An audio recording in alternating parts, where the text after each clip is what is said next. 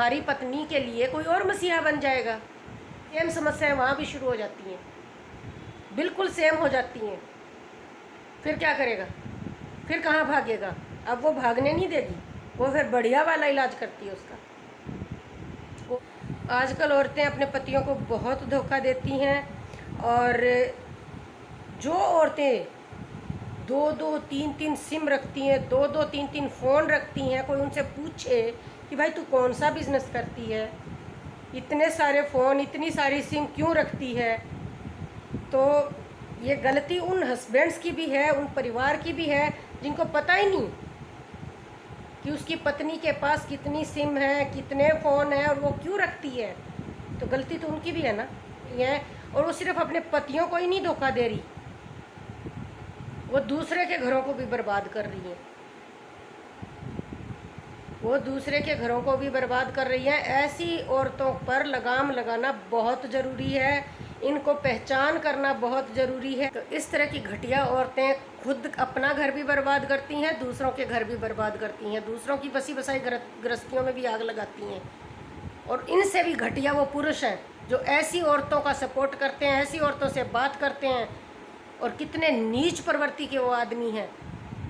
और इन लोगों को भी वही औरतें सही लगती हैं जो इनके सामने दुखड़े रोती हैं, इनके सामने सब कुछ। अपनी पत्नी जो अपने पति के अलावा किसी की बारे में बात नहीं करती, किसी के बारे में सोचती नहीं है, उसमें कमियां नज़र आने लग जाती हैं फिर पतियों को। और जो घटिया औरत जो अपने पति को धोखा देकर इनसे बात कर रही होती है, तो इनको लगता है हम पता नहीं भाई क्या देवता बन गए हैं जो हमारे साथ ये बातें शेयर कर रही है। उसको ये पता नहीं चलता कि वो सिर्फ तेरा इस्तेमाल कर रही है। अपनी गृहस्थी तो उसकी खुद की बर्बाद हो ही चुकी है, अब तुम्हारी गृहस्थी की बारी है। दिल्ली का ये केस है, हमारे आसपास ये दिल्ली का ये केस है। उसने अपनी पत्नी को छोड़ा, उस औरत के साथ गया, और जिस औरत के साथ गया वो बुद्धू तो थी नहीं, उससे आधी उम्र की थी, तो वो बुद्धू तो है नहीं। ऐसी तो कोई कुछ खास क्वालिटी तेरे में नज़र नहीं आई होगी कि उसको कोई अपना हम उम्र मिला हो, तो वो उसके साथ गई है तो किसी लालच में गई होगी।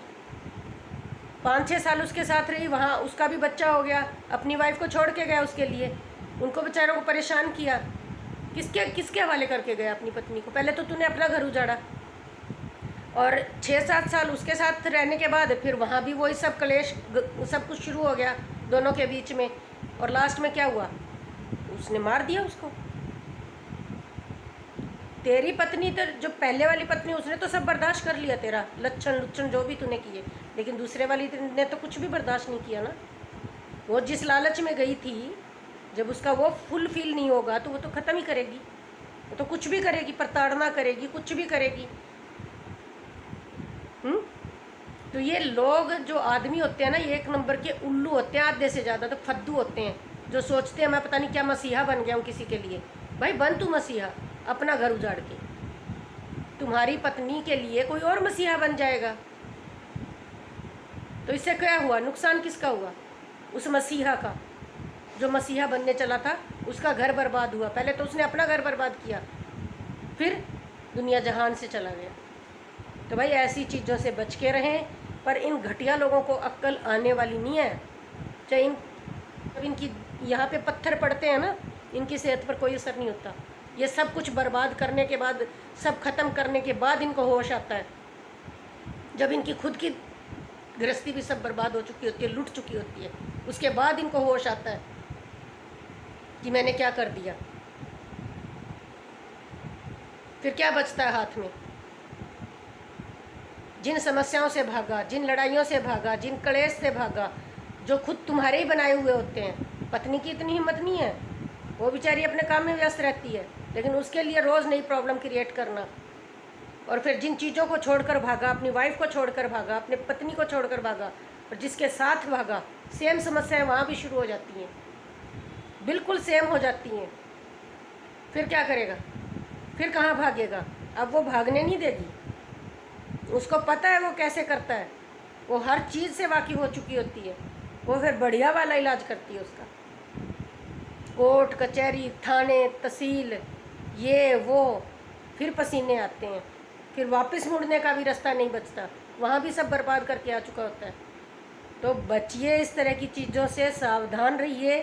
पुरुषों को भी ज़रूरी है कि ऐसी औरतों से बचकर रहें जो सांत्वना के नाम पर उनकी गृहस्थी को उजाड़ने चली होती हैं, सब कुछ बर्बाद करने लगी होती हैं।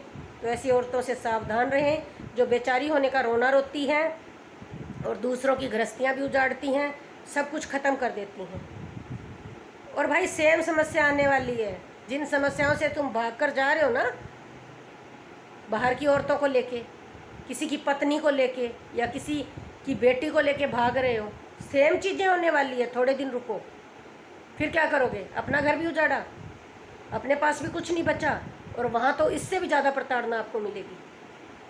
तो भाई बचिए इस तरह की चीज़ों से, मत समाज में गंद फैलाइए, सब सही चलने दीजिए, और इस तरह की ये बेचारी और बेबस नारियों से दूरियां बना कर रखिए और उनको मौके पर ही ताड़िए कि मेरे पास कोई समाधान नहीं है। आप कोर्ट जाइए, कचहरी में जाइए, अपने रिश्तेदारों को इकट्ठा कीजिए।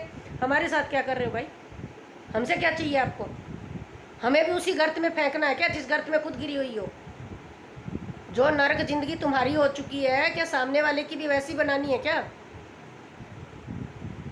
उसकी ज़िंदगी को भी उजाड़ना है, उसकी भी गृहस्थी में आग लगा देनी है, तब जाके टिकोगी जब उसका घर बर्बाद हो जाएगा, अच्छे से ख़त्म हो जाएगा, और फिर दोनों जने भाग जाओगे तो फिर तुम्हारा तो बहुत अच्छा चलेगा। चला के दिखाओ भाई। आज तक हमने कितने केस देखे हैं, समाज ने, पूरे समाज ने कितने केस देखे हैं जो अपनी अपनी गृहस्थियों को उजाड़ कर चले गए। जो कोई 5 साल बाद रोया, कोई 2 साल बाद रोया, कोई 1 साल बाद ही रोया। और उन औरतों की ज़िंदगी बर्बाद होगी जो भागी हैं घर छोड़ के, अपने पतियों को छोड़ के, अपने बच्चों को छोड़ के। उनके तो कोई सारे ठिकाने बंद हो गए हैं। तो भाई कुछ नहीं मिलना इस तरह की चीज़ों से। बचिए, अपने अपने परिवारों को देखिए, अपने अपने परिवारों में खुशियाँ ढूंढिए। बाहर कहीं कोई खुशियाँ नहीं है, आपको कोई खुशियाँ नहीं देने वाला, और कुछ नहीं रखा इन बकवास चीज़ों में। तो बस बचिए और अपना ख्याल रखिए। इन्हीं शब्दों के साथ मेरा आज का ये ब्लॉग यहीं समाप्त होता है। मिलते हैं कल एक नए ब्लॉग के साथ। तो मैं फिर कहूँगी, मेरे चैनल को जिन्होंने सब्सक्राइब नहीं किया वो सब्सक्राइब कीजिए और बेल आइकन का बटन दबाइए, कमेंट्स कीजिए और लाइक कीजिए। राम राम।